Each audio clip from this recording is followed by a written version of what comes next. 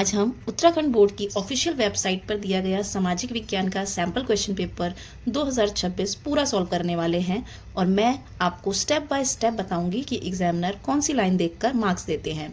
यह video skip मत करना, क्योंकि अगर आपने इसे पूरा देख लिया तो सामाजिक विज्ञान आपका स्कोरिंग सब्जेक्ट बन सकता है।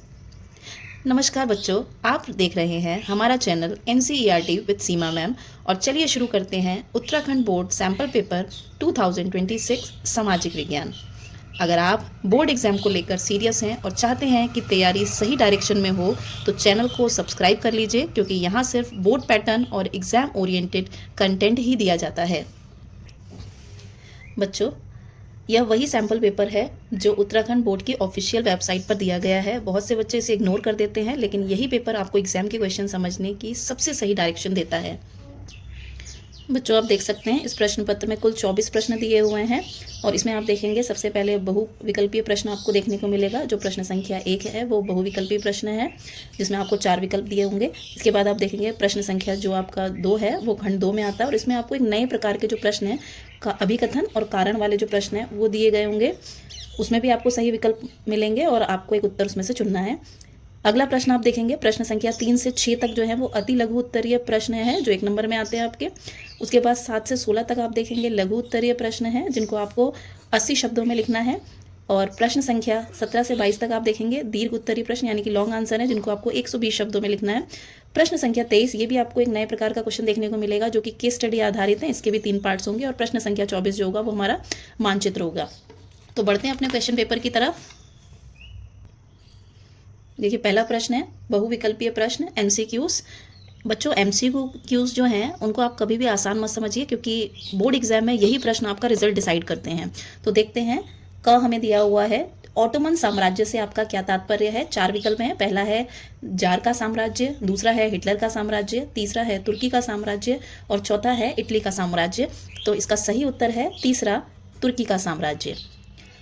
ख, इंग्लैंड में सर्वप्रथम औद्योगिक क्रांति हुई। पहला वस्त्र उद्योग में, दूसरा लोहा उद्योग में, तीसरा कृषि उद्योग में, चौथा जूट उद्योग में। इस प्रश्न का सही उत्तर है पहला, वस्त्र उद्योग में।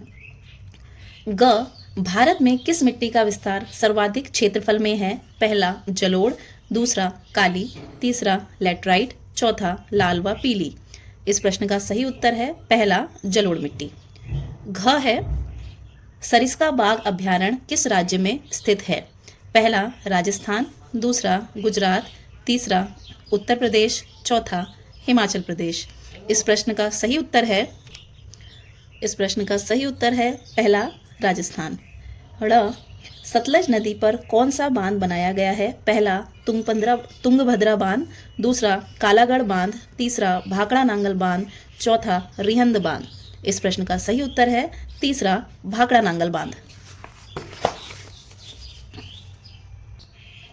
अगला प्रश्न है, अमेरिकी संघ में राज्यों की संख्या है। पहला 50, दूसरा 52, तीसरा 28, चौथा 13।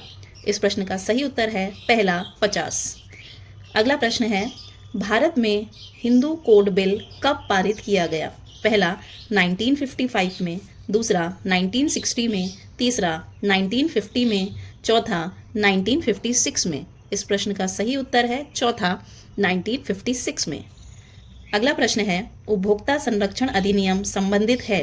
पहला उपभोक्ता से, दूसरा विक्रेता से, तीसरा उत्पादनकर्ता से, चौथा भूस्वामी से। इस प्रश्न का सही उत्तर है पहला, उपभोक्ता से। अगला प्रश्न है, विश्व व्यापार संगठन की स्थापना की गई। पहला 1985 में, दूसरा 1987 में, तीसरा 1995 में, चौथा 1997 में। इस प्रश्न का सही उत्तर है तीसरा, 1995 में। अगला प्रश्न है, भूकंप की दृष्टि से भारत का अत्यधिक खतरे वाला क्षेत्र है। पहला हिमालय पर्वत, दूसरा गंगा का तट, तीसरा पश्चिमी राजस्थान, चौथा मध्य झारखंड। इस प्रश्न का सही उत्तर है पहला, हिमालय पर्वत। बच्चों, प्रश्न संख्या 2 से आप देखेंगे जो अभिकथन और कारण वाले जो प्रश्न हैं वो यहाँ से शुरू हो जाते हैं। ये जो प्रश्न है 2026 की परीक्षा के लिए बहुत इंपॉर्टेंट हो सकते हैं, तो वीडियो को ध्यान से देखिएगा और इस वीडियो को सेव कर लीजिएगा ताकि रिवीजन आप एग्जाम टाइम पे इसका रिवीजन कर सकें। इसमें देखिए नीचे दिए गए दो कथन, एक अभिकथन है और दूसरा कारण है, के रूप में दिए गए हैं। कथनों को ध्यानपूर्वक अध्ययन कीजिए और सही विकल्प को उत्तर के रूप में चुनिए। अभिकथन है, जाति पर विशेष ध्यान देने से लोकतंत्र में नकारात्मक परिणाम उत्पन्न हो सकते हैं। कारण, यह अन्य महत्वपूर्ण विषयों से ध्यान हटा सकती है तथा तनाव, विवाद, हिंसा तक उत्पन्न हो सकती है। तो यहाँ पे कहा है जो जाति है वो क्या करता है, अगर हम जाति पे ज़्यादा ध्यान देते हैं तो इसका नकारात्मक परिणाम निकलता है। और कारण में कहा गया है क्योंकि इस जाति पे ध्यान देने की वजह से क्या होता है, जो महत्वपूर्ण विषय है उनसे ध्यान हट जाता है और तनाव होता है, विवाद होता है और हिंसा होती है। इसमें 4 विकल्प दिए गए हैं। पहले में कहा गया है अभिकथन और कारण दोनों सही हैं और कारण जो है वो अभिकथन की सही व्याख्या है। दूसरे में कहा गया है अभिकथन और कारण दोनों सही हैं लेकिन जो कारण है वो अभिकथन की सही व्याख्या नहीं है।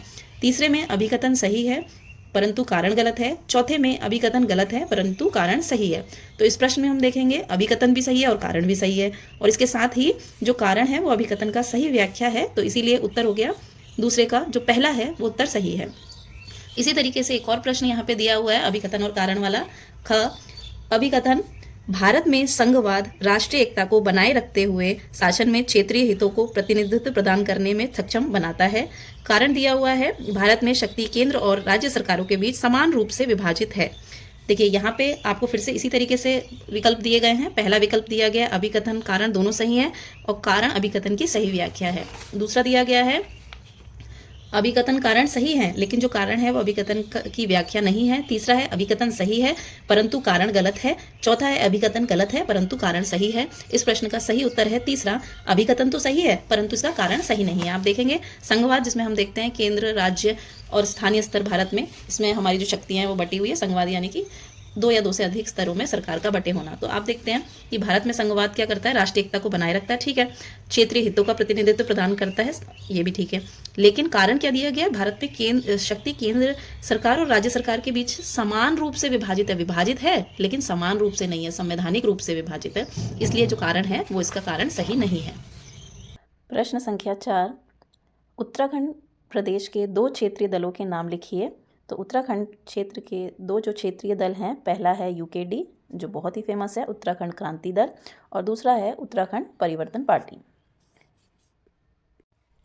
बच्चों, अगर ये प्रश्न आपको समझ आ रहे हैं और परीक्षा के लिए उपयोगी लग रहे हैं तो चैनल को अभी सब्सक्राइब कर लीजिए ताकि अगली वीडियो आपसे छूटे नहीं, क्योंकि ये जो प्रश्न हैं परीक्षा की दृष्टि से बहुत महत्वपूर्ण हैं। इस प्रकार के प्रश्न जो हैं वो पहले भी बोर्ड की परीक्षा में आ चुके हैं, इसलिए इस वीडियो को बहुत ही ध्यान से देखेंगे। अगला प्रश्न है प्रश्न संख्या 5, गैर परंपरागत ऊर्जा के 2 साधन या स्रोत बताइए। पहला है सौर ऊर्जा और दूसरा है पवन ऊर्जा।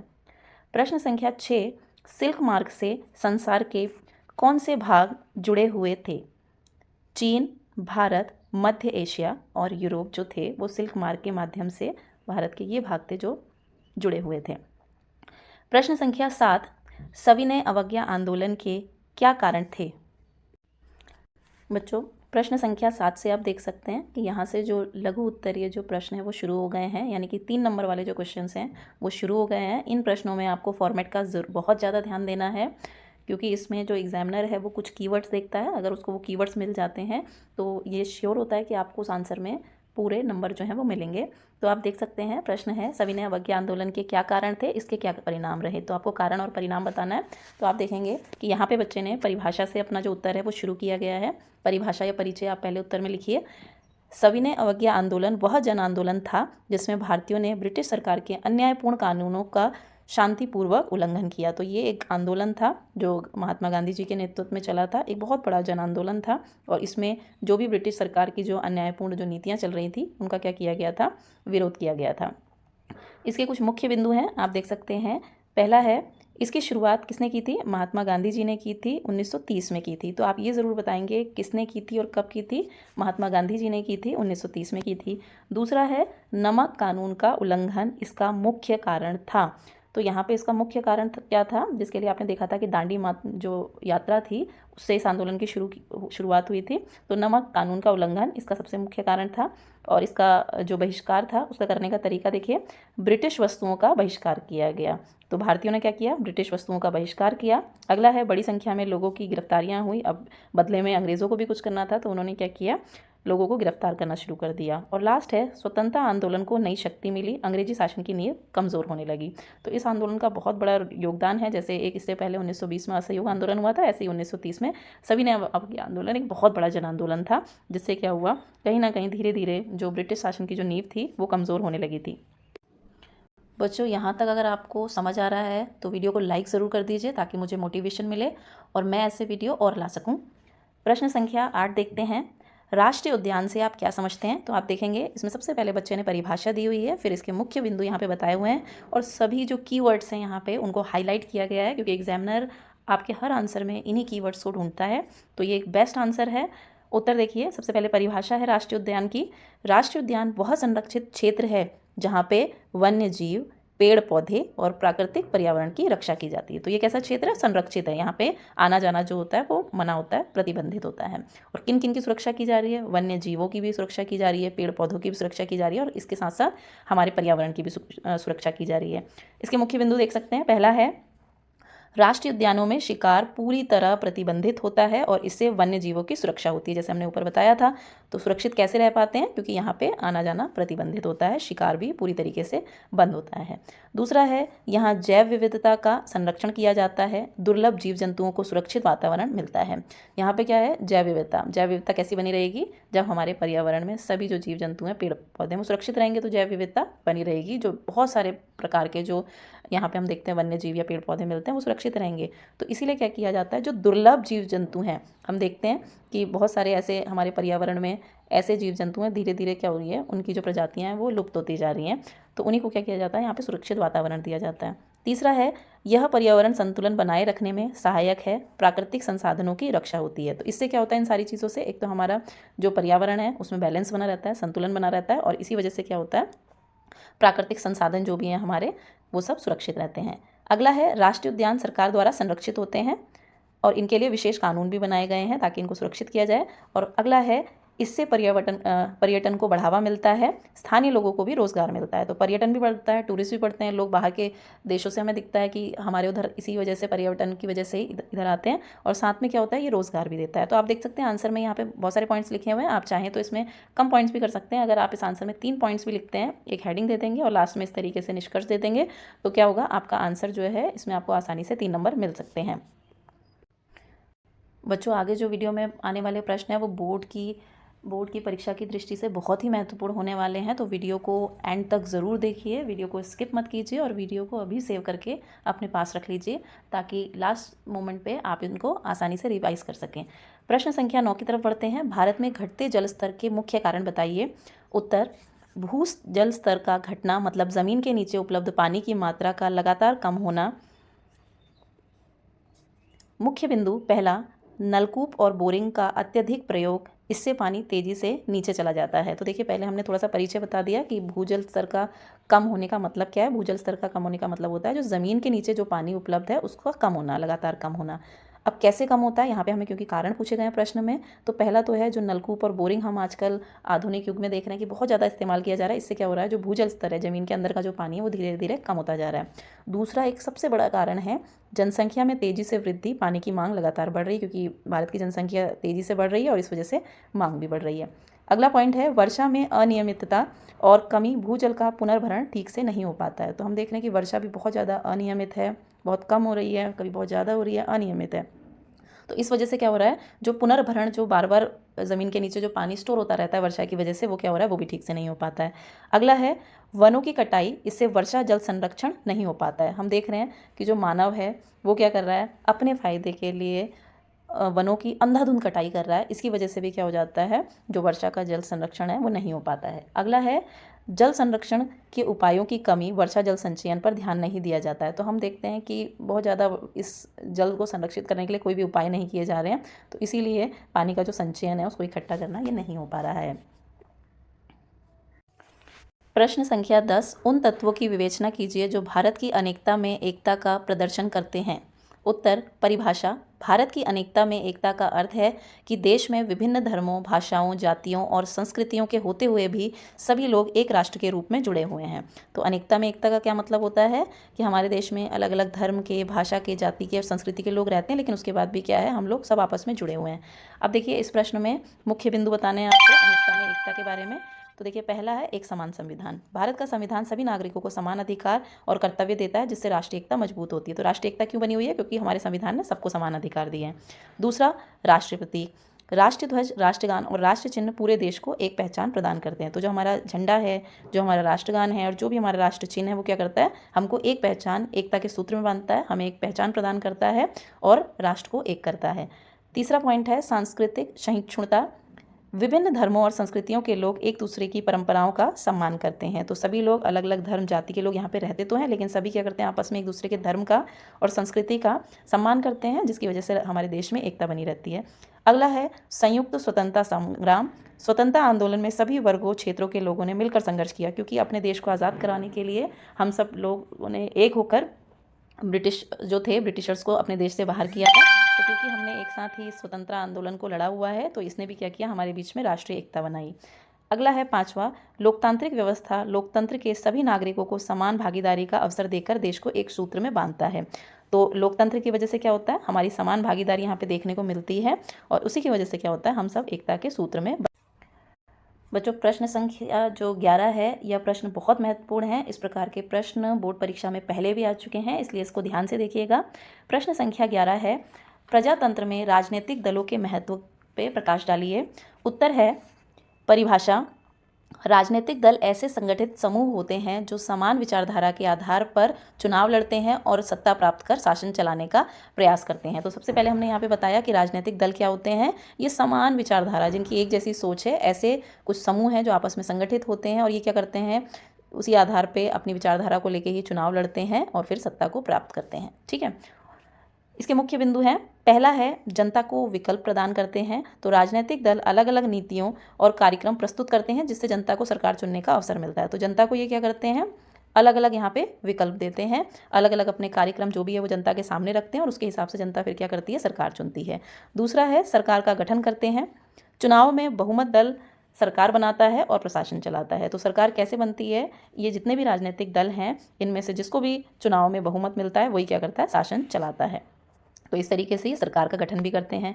तीसरा है नीतियों का निर्माण करते हैं। विकास, शिक्षा, स्वास्थ्य आदि से जुड़ी नीतियां राजनीतिक दलों द्वारा बनाई जाती है। राजनीतिक दल क्या करते हैं, जनता के लिए काम करने के लिए अलग अलग नीतियां बनाते हैं। विकास के लिए नीतियां बनती है, शिक्षा के लिए, स्वास्थ्य के लिए नीतियों का भी निर्माण करते हैं। और क्या काम करते हैं राजनीतिक दल, जनता और सरकार के बीच सेतु का, ब्रिज का काम करते हैं। राजनीतिक दल जनता की समस्याओं को सरकार तक पहुँचाते हैं और समाधान का प्रयास करते हैं। तो ये क्या कर रहे हैं, सरकार तक समस्या लेके आते हैं और उसका समाधान भी लेके आते हैं। अगला है लोकतंत्र को मजबूत बनाते हैं। राजनीतिक दलों की सक्रिय भूमिका से जन भागीदारी बढ़ती है और लोकतांत्रिक व्यवस्था सुदृढ़ या मजबूत होती है। तो राजनीतिक दलों की वजह से क्या होता है, क्योंकि ये बिल्कुल एक्टिव होके अपना रोल प्ले करते हैं, तो जनता की भागीदारी भी बढ़ती है और इससे क्या होता है, लोकतंत्र मजबूत भी होता है। तो बेटा ये जो प्रश्न है ये 3 मार्क्स में पूछा गया है। आप चाहें तो इसमें 3 पॉइंट्स भी लिख सकते हैं। पहले परिभाषा लिखिए और फिर 3 पॉइंट्स लिखिए और लास्ट में फिर निष्कर्ष लिख दीजिए। बच्चों अगर आप पेपर में भी आंसर्स इसी फॉर्मेट से लिखते हैं जिस फॉर्मेट में आपको बताए गए हैं, तो आपके सामाजिक विज्ञान में अच्छे मार्क्स आने के चांसेस बहुत ज़्यादा बढ़ जाते हैं। प्रश्न संख्या 12 की तरफ चलते हैं। लोकतंत्र किस तरह उत्तरदायी, जिम्मेदार और वैध सरकार का गठन करता है। तो पहले आपको बताना है किस तरीके से उत्तरदायी सरकार का गठन करता है, किस तरीके से जिम्मेदार सरकार का गठन करता है और किस तरीके से वैध सरकार का गठन करता है। तो देखिए पहला पॉइंट है, लोकतंत्र में सरकार का निर्माण जनता के मतों के आधार पर होता है, अतः सरकार को जनता के प्रति सजग और उत्तरदायी रहना पड़ता है। इस प्रकार के शासन में यह भी व्यवस्था होती है कि यदि कोई नागरिक यह जानना चाहे कि सरकार द्वारा कोई निर्णय लेते समय कायदे कानून का पालन किया गया है अथवा नहीं, तो उसको जानने का अधिकार होता है। इन सब बातों से यह स्पष्ट हो जाता है कि लोकतंत्र में सरकार को नागरिकों के प्रति उत्तरदायी रहकर कार्य करना होता है। तो जैसा कि हमें पता है कि लोकतंत्र में जो सरकार का निर्माण है वो कैसे हो रहा है, सरकार का निर्माण होता है जनता के मतों के आधार पर। इसीलिए क्या होता है, सरकार को उत्तरदायी रहना पड़ता है और जब भी वो कोई भी फैसला लेती है, कोई भी निर्णय लेती है, तो उसको कायदे कानून का पालन करना होता है। तो इस प्रकार से जो हमारी सरकार है वो क्या बन जाती है, उत्तरदायी सरकार बन जाती है। सेकंड पॉइंट है, लोकतंत्र एक जिम्मेदार सरकार होती है क्योंकि यह जनता द्वारा निर्वाचित प्रतिनिधियों, जनता की सरकार होती है, जनता की इच्छाओं, आवश्यकताओं और भावना आदि से पूर्णतः परिचित होती है। अतः यह उनकी जिम्मेदारी होती है कि वह जनता के हितों, भावनाओं, इच्छाओं व आवश्यकताओं को ध्यान में रखते हुए शासन का संचालन कर ले। इसीलिए यह कहा जाता है कि लोकतंत्र में शासन का संचालन क्या है, जन कल्याण के लिए किया जाता है। तो यहाँ पे हम देखते हैं जो लोकतंत्र में जो सरकार है वो क्या होती है, जिम्मेदार होती है। लोकतंत्र में सरकार का चुनाव किसके द्वारा होता है, जनता के द्वारा निर्वाचित किए जाते हैं। तो इसलिए उनको अच्छे से पता होता है कि जो हमारी जनता है उसकी इच्छाएं क्या हैं, और ये जब वो जानती है तो वो जो भी काम करती है, जो भी शासन वो चलाती है, उनकी इच्छाओं के हिसाब से चलाती है, जिसका उद्देश्य क्या होता है, जन कल्याण होता है। तीसरा पॉइंट है, अन्य प्रकार की शासन प्रणालियों में लोकतंत्र अधिक उत्तम शासन व्यवस्था है या वैध शासन व्यवस्था है, क्योंकि इसमें एक निश्चित अवधि के लिए सरकार चुनी जाती है और सरकार क्या होता है, संविधान के अनुसार कार्य करती है। तो इसमें क्या होता है, सबसे उत्तम शासन व्यवस्था है लोकतंत्र, क्योंकि यहाँ पे शासन कैसा होता है, नियम और कानून के हिसाब से होता है। निश्चित अवधि के लिए सरकार चुनी जाती है। जैसे भारत में हम देखते हैं कि 5 साल के लिए सरकार चुनी जाती है और ये कार्य किसके हिसाब से करती है, संविधान के हिसाब से कार्य। प्रश्न संख्या 13 है बच्चों, ये भी परीक्षा की दृष्टि से प्रश्न बहुत महत्वपूर्ण है, कई बार परीक्षा में पूछा जा चुका है। मुद्रा के प्रयोग से वस्तुओं से विनिमय में सहूलियत कैसे आती है। तो हमें बताना है कि मुद्रा का प्रयोग करके जब हम सामान खरीदते हैं, वस्तु का विनिमय करते हैं, तो वो हमारे लिए कैसे आसान हो जाता है। उत्तर है परिभाषा, मुद्रा वह माध्यम है जिसके द्वारा वस्तुओं और सेवाओं का क्रय और विक्रय किया जाता है। तो सबसे पहले यहाँ पे बच्चे ने बहुत अच्छे से परिभाषा बताई है। जैसा मैंने आपको बताया कि आपको परिभाषा या परिचय से ही हमेशा अपना आंसर स्टार्ट करना है। तो यहाँ पे बच्चे ने पहले बताया कि मुद्रा क्या है। तो मुद्रा क्या है, मुद्रा एक ऐसा तरीका है जिससे हम क्या करते हैं, वस्तु और सेवाओं का क्रय यानी कि खरीदना, विक्रय यानी कि बेचना किया जाता है। अब इस आंसर के मुख्य बिंदु हैं, मुद्रा के प्रयोग से वस्तु के बदले वस्तु की विनिमय की कठिनाई समाप्त हो जाती है। तो मुद्रा का जो सबसे बड़ा जो योगदान है वो यही है कि जो पहले व्यवस्था चलती थी वस्तु विनिमय वाली, उसकी जितनी भी कठिनाइयां हैं वो मुद्रा के आने की वजह से क्या हो गया है, समाप्त हो गया है। दूसरा पॉइंट है, मुद्रा सभी के द्वारा स्वीकार की जाती है, इसलिए लेन देन आसान हो जाता है। आप कहीं भी चले जाइए, देश के किसी भी कोने में चले जाइए, तो मुद्रा हर जगह चलती है, इसीलिए क्या होता है, लेन देन यह आसान कर देती है। तीसरा है, इससे वस्तुओं का मूल्य निर्धारित करना सरल हो जाता है। तो हम आसानी से किसी भी वस्तु को मुद्रा में बदल सकते हैं, उसकी कीमत लगा सकते हैं। चौथा है, व्यापार और लेन देन तेज, सुरक्षित और सुविधाजनक हो जाता है। तो आसानी से व्यापार हम मुद्रा के माध्यम से कर सकते हैं। अगला है, मुद्रा के माध्यम से बचत और भविष्य के लिए धन संचित किया जा सकता है, क्योंकि मुद्रा खराब नहीं होती है, आप इसको स्टोर करके भी रख सकते हैं। तो भविष्य के लिए भी हम क्या कर सकते हैं, धन संचय कर सकते हैं मुद्रा के माध्यम से। बच्चों अब जो आगे प्रश्न आने वाले हैं ये परीक्षा की दृष्टि से बहुत ही महत्वपूर्ण प्रश्न होने वाले हैं। वीडियो को स्किप बिल्कुल मत कीजिएगा। अगर आपको ये वीडियो पसंद आ रही हैं तो वीडियो को लाइक ज़रूर कीजिए, अपने सभी दोस्तों के साथ शेयर कीजिए, चैनल को सब्सक्राइब कीजिए, ताकि आगे जो बोर्ड से जुड़ी हुई महत्वपूर्ण वीडियो आने वाली हैं वो आपसे स्किप ना हो जाएं।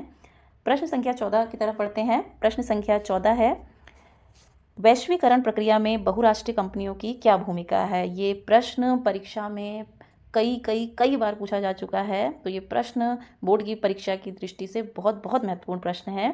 उत्तर है परिभाषा, बहुराष्ट्रीय कंपनी यानी कि मल्टीनेशनल कंपनीज, MNCs वे बड़ी कंपनियां होती हैं जो एक से अधिक देशों में अपना उत्पादन और व्यापार करती हैं। तो आप देखेंगे बच्चे ने पहले बहुत अच्छे से परिभाषा बताई हुई है कि बहुराष्ट्रीय यानी कि मल्टीनेशनल कंपनी कौन सी कंपनी होती है, जो एक या एक से ज़्यादा देशों में उत्पादन और व्यापार करती हैं। फिर उसमें बताया गया है कि वैश्वीकरण में इनकी क्या भूमिका है। तो वैश्वीकरण में यानी कि विश्व को एक करने में इनकी क्या भूमिका है। पहला है, बहुराष्ट्रीय कंपनियां विभिन्न देशों में निवेश करके उद्योगों की स्थापना करती हैं। बहुराष्ट्रीय कंपनियों की वजह से क्या होता है, हम अलग अलग देशों में इन्वेस्टमेंट कर पाते हैं और हमारे जो उद्योग हैं उनकी स्थापना हो पाती है अलग अलग देशों में। दूसरा है, ये कंपनियां अंतर्राष्ट्रीय बाज़ारों को आपस में जोड़ने का काम करती हैं। जो MNCs हैं वो क्या करती हैं, मार्केट को, इंटरनेशनल मार्केट को भी जोड़ती हैं। तीसरा है, स्थानीय कंपनियों के साथ साझेदारी कर उत्पादन बढ़ाती हैं। और जो लोकल कंपनियां होती है उनके साथ भी ये क्या करती है, पार्टनरशिप करके उत्पादन को बढ़ाती है। मान लीजिए भारत की कोई लोकल कंपनी है, कोई स्थानीय कंपनी, और बाहर से यहाँ पे कोई मल्टीनेशनल कंपनी आती है और वो उस लोकल कंपनी के साथ मिलकर जब काम करती है तो क्या होता है, इससे उस लोकल कंपनी को भी फायदा होता है, मल्टीनेशनल कंपनी को तो फायदा होता ही होता है, और साथ में क्या होता है, देश में उत्पादन भी बढ़ता है। अगला है, बहुत ही महत्वपूर्ण है, रोजगार जो है उसके नए अवसर प्रदान करती है, यानी कि बेरोजगारी की जो समस्या है उसको खत्म करती है। पांचवा है, नए तरीके और प्रबंधक कौशल और प्रसार करती है। तो जब नई कंपनियां यहाँ पे आती है तो हमें उनसे बहुत कुछ सीखने को मिलता है, नए नए तरीके मैनेजमेंट करना, और हमारा जो कौशल है उसका भी इससे क्या होता है, विकास होता है। प्रश्न संख्या 15, प्राथमिक चिकित्सा में DRABC से क्या तात्पर्य है। उत्तर, प्राथमिक चिकित्सा में आप इसमें क्या करेंगे, हर एक लेटर को अलग से समझाएंगे। डी का अर्थ आर का अर्थ, ए का अर्थ, बी का अर्थ और सी का अर्थ। देखिए डी का मतलब होता है डेंजर, तो सबसे पहले हमें क्या करना है, प्राथमिक चिकित्सा के लिए सबसे पहले क्या करना है, हमें देखना है कोई खतरा तो नहीं है। आर में हमें रिस्पॉन्स करना है, आर का अर्थ है रिस्पॉन्स, अर्थात पीड़ित की अवस्था का निरीक्षण करना या महसूस करना। जो भी व्यक्ति पीड़ित है, जिसको कोई भी तरीके की चोट लगी है या कोई भी समस्या हुई है, कोई दुर्घटना हुई है, उसका निरीक्षण करना, ठीक है। ए का अर्थ है एयरवे, अर्थात पीड़ित के वायु मार्ग का निरीक्षण करना, मुंह एवं नाक आदि में रुकावट तो नहीं है। फिर देखना कि जो पीड़ित है, जिसके साथ कोई भी दुर्घटना हुई है, उसका जो वायु मार्ग है, जो सांस की नली है, उसको चेक करना, उसके मुंह एवं नाक आदि में किसी भी तरीके से सांस लेने में कोई रुकावट तो नहीं आ रही, उसको जांचना। बी का अर्थ है ब्रीदिंग, सांस लेना, अर्थात पीड़ित के सांस लेने की आवाज़ को सुनना कि उसकी सांसें चल रही हैं या नहीं चल रही हैं। और पांचवा है सी का अर्थ है सर्कुलेशन या परिसंचरण, अर्थात पीड़ित में जीवन के स्पष्ट लक्षण देखना या नाड़ी का निरीक्षण करना। नाड़ी चेक करके भी आप देख सकते हैं कि जो भी पीड़ित व्यक्ति है वो जीवित है अथवा नहीं है। बच्चों, अगर ये वीडियो आपको पसंद आ रही है तो वीडियो पे कमेंट ज़रूर कीजिए और मुझे कमेंट में लिख के बताइए कि आगे जो आने वाली वीडियो हैं वो आप किस टॉपिक पे चाहते हैं, और मैं ऐसी वीडियो में आगे ज़रूर लेके आऊँगी। अगर आपको ये वीडियो आप इनको लाइक करते हैं, शेयर करते हैं और सब्सक्राइब करते हैं। प्रश्न संख्या 16 है, वैकल्पिक संचार साधन के रूप में फैक्स का क्या महत्व है? उत्तर, पहले परिभाषा बताई गई है। वैकल्पिक संचार साधन वह माध्यम होता है जिसके द्वारा सूचना संदेशों का आदान प्रदान पारंपरिक तरीके के अतिरिक्त किया जाता है, जैसे फैक्स। तो वैकल्पिक संचार माध्यम क्या माध्यम होते हैं, जिससे हम क्या करते हैं, सूचना और संदेशों को एक जगह से दूसरी जगह भेजते हैं, लेकिन किस तरीके से, नए तरीकों से, पारंपरिक तरीकों के अलावा और भी तरीके इस्तेमाल किए जाते हैं। प्रश्न में फैक्स के बारे में पूछा गया है, तो हम यहाँ पे फैक्स का महत्व बताएंगे। पहला है, फैक्स द्वारा लिखित दस्तावेज तुरंत एक स्थान से दूसरी स्थान भेजे जा सकता है। अगर मान लीजिए यहाँ पे हमारे पास कोई भी रिटर्न चीज़ है और हम इसको किसी दूसरी जगह भेजना चाहते हैं, तो हम क्या कर सकते हैं, फैक्स के द्वारा भेज सकते हैं। या संदेश का स्पष्ट और स्थायी प्रमाण देता है, इससे हमारा संदेश क्या है, दूसरी जगह आसानी से पहुंच जाता है। तीसरा है, सरकारी, व्यापारिक और कार्यालयीय कार्यों में इसका व्यापक प्रयोग होता है। सरकारी कार्यों में, व्यावसायिक कार्यों में, बिजनेस वगैरह में, और जो भी ऑफिशियल वर्क है, इसमें इसका बहुत ज़्यादा उपयोग किया जाता है। अगला है, दूरस्थ क्षेत्रों में भी संचार को सरल बनाता है। जो दूर के क्षेत्र हैं जहाँ पे संचार पॉसिबल नहीं है, फैक्स के माध्यम से वहाँ पे हम क्या कर सकते हैं, सूचना को भेज सकते हैं। अगला है, आपात स्थिति में यह एक तेज और विश्वसनीय संचार माध्यम है, क्योंकि वैकल्पिक संचार माध्यम जो है आपात की स्थिति में बहुत महत्वपूर्ण होते हैं। तो ये जो फैक्स है, ये भी एक बहुत महत्वपूर्ण साधन है, विश्वसनीय साधन है आपातकाल की स्थिति में। बच्चों, प्रश्न संख्या 17 से आप देखेंगे कि जो लॉन्ग आंसर टाइप क्वेश्चंस हैं वो आपके स्टार्ट हो जाते हैं। ये प्रश्न आपको 4 मार्क्स में देखने को मिलेंगे। परीक्षा की दृष्टि से ये प्रश्न बहुत महत्वपूर्ण है। प्रश्न है, फ्रांसीसी लोगों के बीच सामूहिक पहचान का भाव पैदा करने के लिए जो फ्रांसीसी क्रांतिकारी थे, उन्होंने क्या कदम उठाया? पहले थोड़ा सा परिचय बताएंगे। फ्रांसीसी लोगों के बीच सामूहिक पहचान, एकता और देशभक्ति का भाव पैदा करने के लिए फ्रांसीसी क्रांतिकारियों ने कई कदम उठाए। पहला है, राष्ट्र का नया झंडा अपनाया गया। लाल, सफ़ेद और नीले रंग का झंडा राष्ट्र प्रतीक बना। तो सबसे पहले उन्होंने क्या किया, राष्ट्र का नया झंडा बनाया। आप इस तरीके से हेडिंग्स लिखेंगे तो जो आपका आंसर है वो बहुत ज़्यादा स्कोरिंग हो जाता है। तो कोशिश कीजिए आंसर पॉइंट्स में लिखें, हेडिंग्स लिखें, परिचय लिखें और निष्कर्ष लिखें। तो उन्होंने क्या किया, लाल, सफ़ेद और नीले रंग का जो झंडा था फ्रांस के लिए, वो अपनाया गया, तो झंडा हो गया। दूसरा है, नई राष्ट्रीय भाषा अपनाई गई। पूरे देश में एक ही भाषा, जो कि कौन सी भाषा थी, फ्रेंच भाषा थी, उसको अपनाया गया, जिससे सभी लोग एकता का भाव महसूस करने लगे। अगला है राष्ट्रगान, नया राष्ट्रगान। तो फ्रांस का राष्ट्रगान क्या था, ला मार्सेल्स नाम का देशभक्ति गीत राष्ट्रगान बना, जिससे लोगों में जोश और एकता आई। जैसे भारत का राष्ट्रगान है जन गण मन, इसी तरीके से फ्रांस का राष्ट्रगान क्या है, ला मार्सेल्स। तो इससे भी लोगों के बीच में एकता आई। नई शिक्षा प्रणाली, बच्चों को स्कूल में देशभक्ति, समानता, स्वतंत्रता की बातें सिखाई गई नई शिक्षा प्रणाली में, तो इससे भी क्या हुआ, राष्ट्र में, फ्रांस में एकता आई। अगला है, नई मुद्रा और मापतोल की प्रणाली। पूरे देश में एक जैसी मुद्रा और माप की प्रणाली लागू की गई ताकि सभी एक जैसे नियमों में रहें। तो पूरे देश के लिए क्या हो गया, पहले जैसे अलग अलग मुद्रा चलती थी, माप की इकाइयाँ चलती थी, अब क्या हुआ, पूरे देश में एक ही मुद्रा और एक ही मापतोल की इकाई चलने लगी, जिससे एकता आई। अगला है, राजनीतिक प्रतीकों और पोशाकों का प्रचार।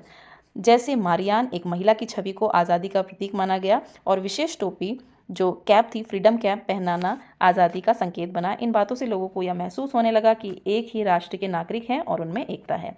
ये भी इंपॉर्टेंट है। मारियान जो थी, वहाँ की राष्ट्रीय एकता का एक प्रतीक था। जैसे भारत में हम भारत माता को राष्ट्रीय एकता का एक प्रतीक समझ सकते हैं, हम अपने राष्ट्र को भारत माता से दिखाते हैं, शो करते हैं। इसी तरीके से उन्होंने भी किया। मारियान एक महिला का चित्र है जिसने एक फ्रीडम कैप भी पहनी हुई है, तो वो भी आज़ादी का संकेत बना, और इससे लोगों को महसूस होने लगा कि क्या है, ये पूरा एक ही राष्ट्र है और उनमें एकता का भाव। प्रश्न संख्या 18 है, बहुत ही महत्वपूर्ण है परीक्षा की दृष्टि से। संसाधन संरक्षण क्या है? अपने क्षेत्र में मौजूद संसाधनों का संरक्षण हेतु क्या सुझाव देना चाहेंगे? तो पहले बच्चे ने बहुत अच्छी परिभाषा लिखी है। संसाधन संरक्षण का अर्थ है प्राकृतिक संसाधनों का विवेकपूर्ण, सीमित और भविष्य को ध्यान में रखकर उपयोग करना ताकि वे लंबे समय तक उपलब्ध करें। तो संरक्षण का मतलब क्या है? विवेकपूर्ण, सीमित और भविष्य को ध्यान में रखते हुए संसाधनों का उपयोग करना ताकि वो लंबे समय तक चल सकें। अपने क्षेत्र में संसाधनों का संरक्षण हेतु सुझाव है। पहला है जल संरक्षण के लिए वर्षा जल संचयन को अपनाना चाहिए। हमें क्या करना चाहिए? जो वर्षा जल है उसको इकट्ठा करना चाहिए।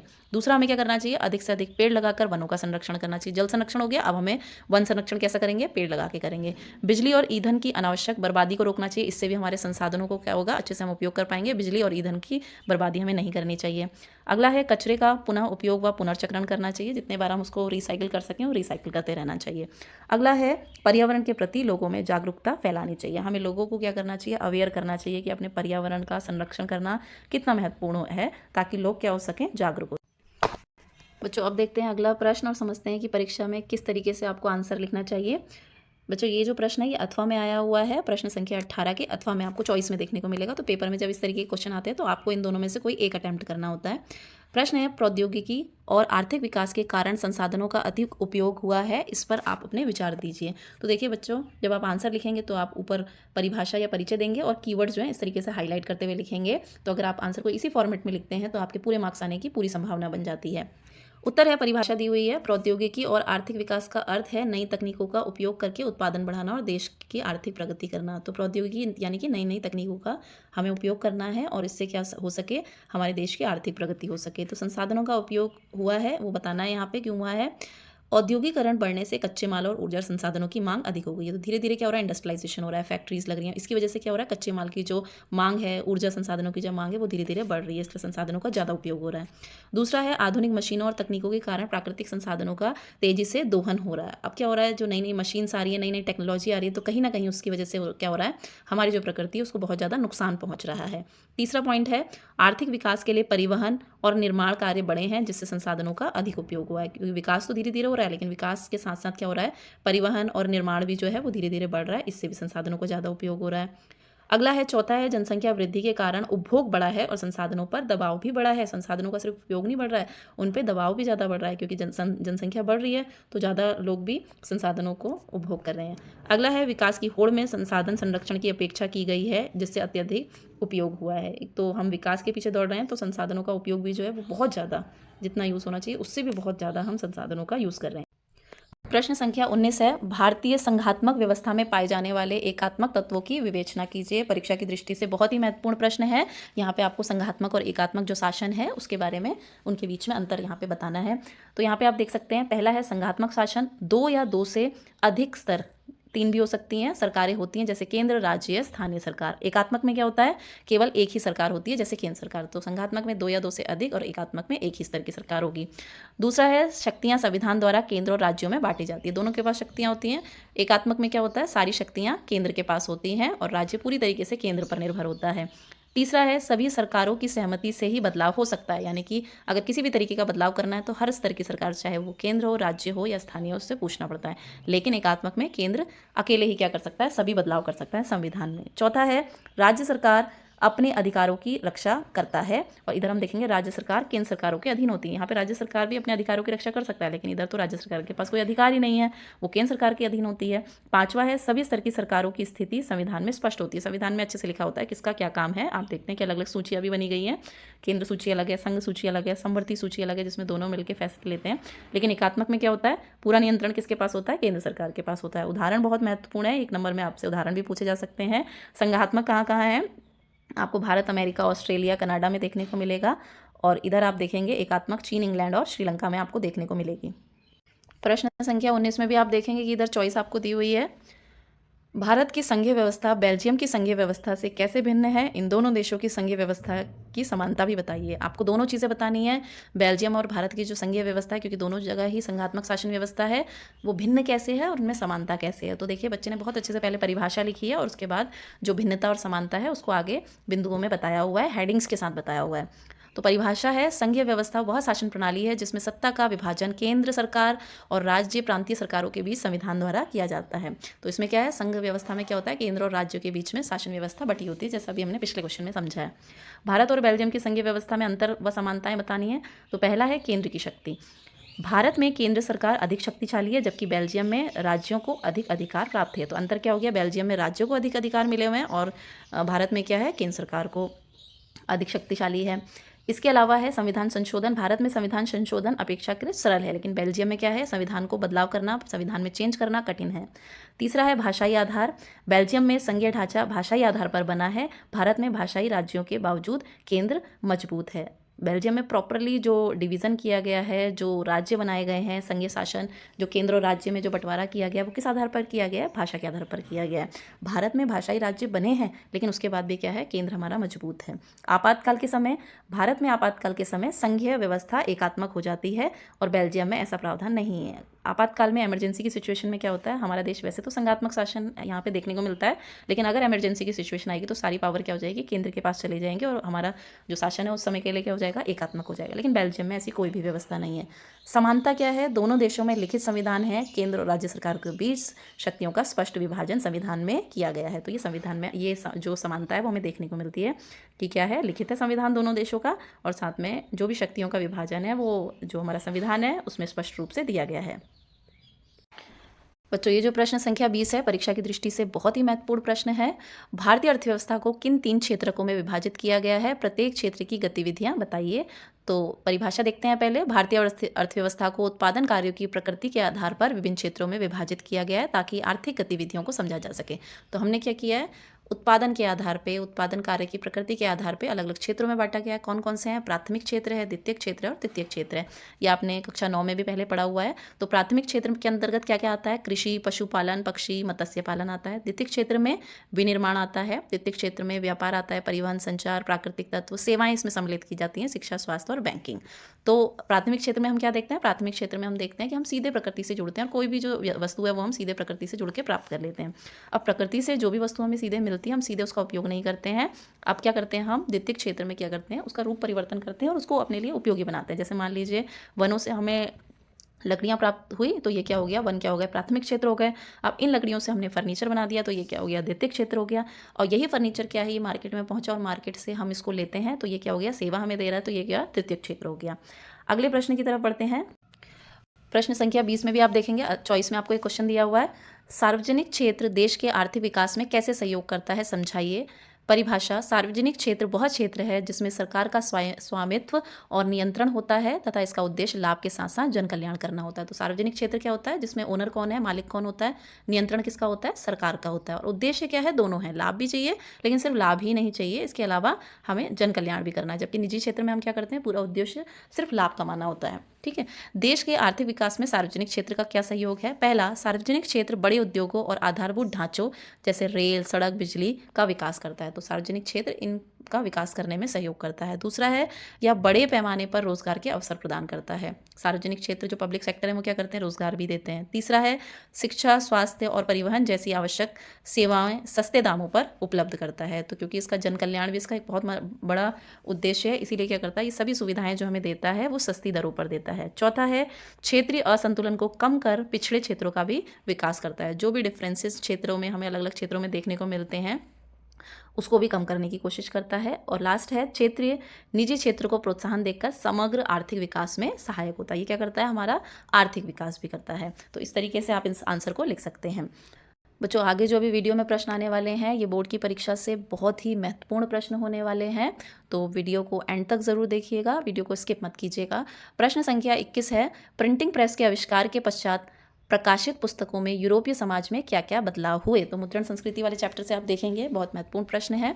परिभाषा, प्रिंटिंग प्रेस के आविष्कार के बाद पुस्तकों का बड़े पैमाने पर मुद्रण संभव हुआ जिससे ज्ञान विचारों का तेजी से प्रसार होने लगा। तो प्रिंटिंग आने की वजह से क्या हुआ, बहुत ज़्यादा किताबें छपने लगी और किताबें छपने लगी तो धीरे धीरे ज्ञान और विचारों का क्या हुआ, विकास भी हुआ और प्रसार भी हुआ। तो यूरोप समाज में हमें इसमें क्या क्या बदलाव देखने को मिले प्रिंटिंग से। पहला है पुस्तकों के सस्ते होने से आम लोगों तक शिक्षा और ज्ञान पहुंचा। पहले क्या होता था, किताबें बहुत महंगी होती थी, सिर्फ अमीर लोगों तक ही किताबें सीमित होती थी, लेकिन अब क्या हुआ, आम लोगों तक भी जो किताबें हैं, पुस्तकें हैं, वो पहुंचने लगी। दूसरा है साक्षरता में वृद्धि हुई और पढ़ने लिखने की आदत बढ़ी। धीरे धीरे लोग साक्षर होने लगे, पढ़े लिखे होने लगे और पढ़ने लिखने की आदत उनके अंदर आने लगी। तीसरा है नए विचारों और वैज्ञानिक सोच का प्रसार हुआ। लोगों के अंदर किताबें पढ़ने की वजह से नए नए विचार आए और धीरे धीरे उनकी जो सोच थी वो साइंटिफिक होने लगी, वैज्ञानिक होने लगी। चौथा है धार्मिक सुधार आंदोलन को बल मिला। बहुत सारे धार्मिक सुधार आंदोलन जो थे, जैसे आप देख सकते हैं मार्टिन लूथर द्वारा भी बहुत आंदोलन, जो धार्मिक सुधार आंदोलन थे वो चलाए गए। उसमें भी कहीं ना कहीं मुद्रण संस्कृति का बहुत बड़ा योगदान था।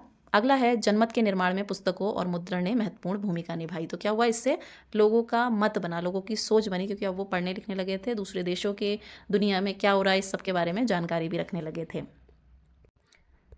ये प्रश्न भी परीक्षा की दृष्टि से बहुत ही महत्वपूर्ण है। प्रश्न संख्या 22, भारतीय कृषि की मुख्य समस्याओं के विषय में विस्तार से वर्णन कीजिए। उत्तर है वर्तमान भारतीय कृषि की मुख्य समस्याएं। पहला, भारतीय कृषि से औसत उत्पादन विकसित देशों की तुलना में अत्यंत कम है। अभी भी हम क्या देखते हैं, हमारे वहाँ जो कृषि में जो उत्पादन है, जो विकसित देश हैं, अमेरिका जैसे जो बड़े विकसित देश हैं, उनसे अभी भी हम बहुत पीछे हैं। दूसरा है भारतीय कृषि वर्तमान समय में भी मानसूनी वर्षा पे निर्भर है। अभी भी हमारे पास सिंचाई के साधन की कमी है और जिसकी वजह से हम पूरी तरीके से बारिश पे डिपेंड होते हैं। कई बार बारिश लेट होने की वजह से, वर्षा लेट होने की वजह से, कम होने की वजह से हमारी फसलों को बहुत ज़्यादा नुकसान होता है। तीसरा है भारतीय कृषि में हरित क्रांति के बाद पर्यावरणीय समस्याओं की वृद्धि हुई है। तो भारतीय कृषि में एक तरफ तो हरित क्रांति ने बहुत बड़ा योगदान भी दिया, लेकिन कहीं ना कहीं पर्यावरण को इससे बहुत ज़्यादा नुकसान पहुंचा है। अगला है कृषि में आधुनिक तकनीकों का बहुत अभाव है। अभी भी जो टेक्नोलॉजी है, पुरानी टेक्नोलॉजीज ही हम यूज़ कर रहे हैं, तो कहीं ना कहीं उसकी वजह से हम देखते हैं कि उत्पादन भी हमारा बहुत ज़्यादा पिछड़ा हुआ है। पांचवा है कृषि विकास के प्रति सरकार की नियोजित नीति नहीं है। अभी भी सरकार बहुत ज़्यादा प्लानिंग कृषि के लिए नहीं कर रही है, इसीलिए हमें देखने को मिलता है कि कृषि अभी हमारा बहुत ज़्यादा विकास नहीं हो रहा है। बच्चों अब चलते हैं प्रश्न संख्या 23 की तरफ। प्रश्न संख्या 23 बहुत महत्वपूर्ण प्रश्न है और ये एक नए टाइप का प्रश्न है, केस स्टडी जिसको हम कहते हैं। यहाँ पे आप देख सकते हैं कि पहले आपको इस तरीके से एक पैराग्राफ दिया जाएगा और फिर पैराग्राफ से जुड़े हुए जो हैं वो आपको यहाँ पे कुछ क्वेश्चंस जो हैं वो इस तरीके से पूछे जाएंगे। तो देखिए पैराग्राफ दिया हुआ है, रिंडरपेस्ट महामारी 1880 के दशक के अंत में अफ्रीका में फैली एक विनाशकारी मवेशी प्लेग थी। यह बीमारी ब्रिटिश एशिया से लाए गए बीमार मवेशियों के माध्यम से अफ्रीका में फैली।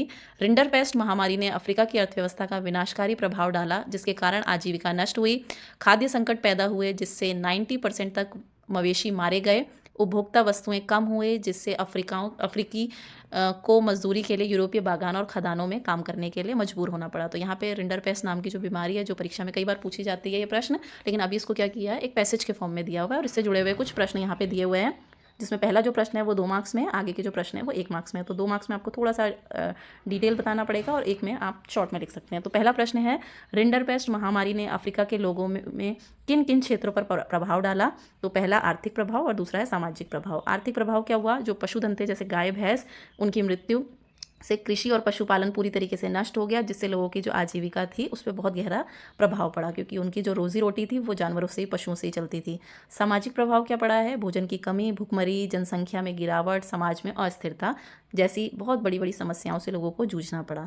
अगला प्रश्न है रिंडरपेस्ट महामारी किस वर्ष आई थी। तो आप बता सकते हैं रिंडरपेस्ट जो महामारी थी वो 1880 के दशक में फैली थी। प्रश्न में यहाँ पे जो पैसेज में दिया हुआ है और एग्जैक्ट आप देखेंगे एनसीईआरटीज़ में 1890 भी इसमें लिखा हुआ है। अगला है रिंडरपेस्ट महामारी को अन्य किस नाम से जाना जाता है। तो रिंडरपेस्ट महामारी को पशु प्लेग के नाम से भी जाना जाता है। तो इस तरीके से आपको प्रश्न दिए जाएंगे जिसमें आपको पैसेज की भी हेल्प लेनी है और जो भी आप जानकारी पहले से इसके बारे में, इस टॉपिक के बारे में रखते हैं, क्योंकि किताब से टॉपिक दिया जाएगा तो उसके बारे में भी लिखना है आपको। प्यारे बच्चों, अगर आपने आज का यह पूरा वीडियो ध्यान से देखा है तो आप पहले से बहुत से छात्रों से आगे हैं। मैं इसी तरह की बोर्ड एग्जाम फोकस वीडियो इस चैनल पर लेकर आने वाली हूँ, इसलिए चैनल को सब्सक्राइब ज़रूर कर लें, वीडियो को लाइक करें और कमेंट में लिखकर बताइए कि अगला वीडियो आप किस टॉपिक पर चाहते हैं। याद रखिए, बोर्ड एग्जाम में मार्क्स मेहनत से नहीं, सही स्ट्रेटेजी से बढ़ते हैं। मिलते हैं नेक्स्ट वीडियो में। धन्यवाद।